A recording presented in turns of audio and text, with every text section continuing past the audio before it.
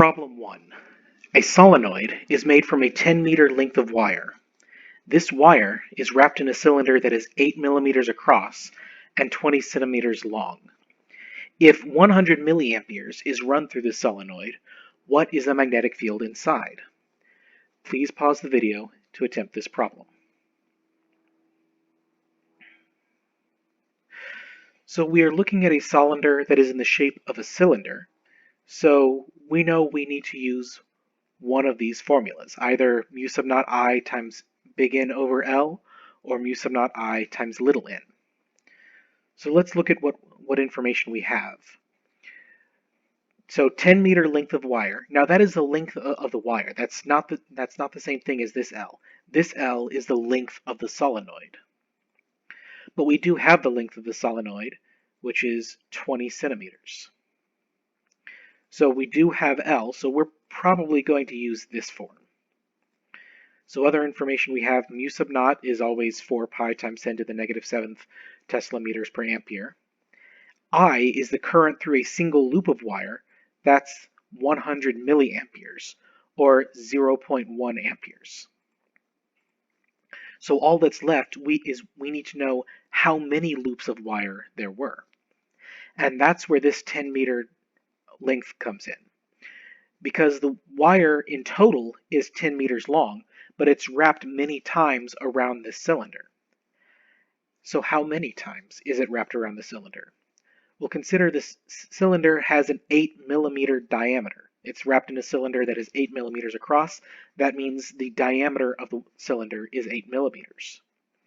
8 millimeters times pi gives the circumference of the cylinder, how far around you have to go to create one loop of wire. Pi times 8 millimeters is 0.025 meters. So the total number of loops is 10 meters of wire divided by 0.025 meters per loop. That gives us approximately 400 loops. So with that information, we can go ahead and plug in our numbers. B is equal to mu sub naught I times N over L. Mu sub naught is 4 pi times 10 to the negative 7th Tesla meters per ampere.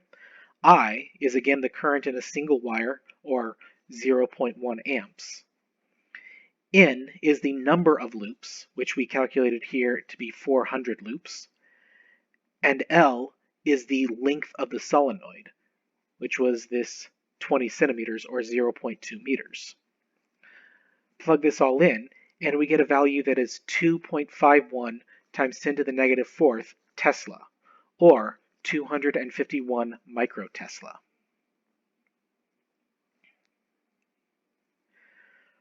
Problem 2. A wire has a 0.4 millimeter radius. If it is wound so that the wires are packed tightly in a single layer, how much current is needed to produce a 1 millitesla magnetic field? Please pause the video to attempt this problem.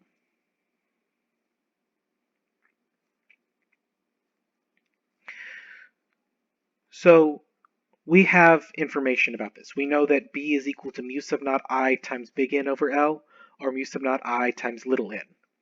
The question asks, given to produce a certain magnetic field, what is the current? So we have B, and we need to know I. But we don't know this other information. We don't know N over L, and we don't know the N density. So let's get creative. Because one thing that we do know is that the wires are packed tightly. So if the wires are packed tightly, then each time you make a single loop of this solenoid, the length of the solenoid increases by the diameter of the wire itself. So not the diameter of the solenoid, but the diameter of the wire. The wire has a 0.4 millimeter radius, so it has a 0.8 millimeter diameter, which means the length increases by 0.8 millimeters. Or to make this in algebra terms, N divided by L, well, L, the length, is equal to N, the number of coils, times 2R, which is the diameter. These N cancel, and we can see that N over L, which is equal to little n, is equal to 1 over 2r. So let's go ahead and use this form, B is equal to mu sub naught I times little n. We can first solve for current because we are trying to see how much current is required. Current is equal to mu sub naught, or B over mu sub naught n. And since n is itself 1 over 2r, the current required is equal to 2r times the magnetic field divided by the permeability of free space.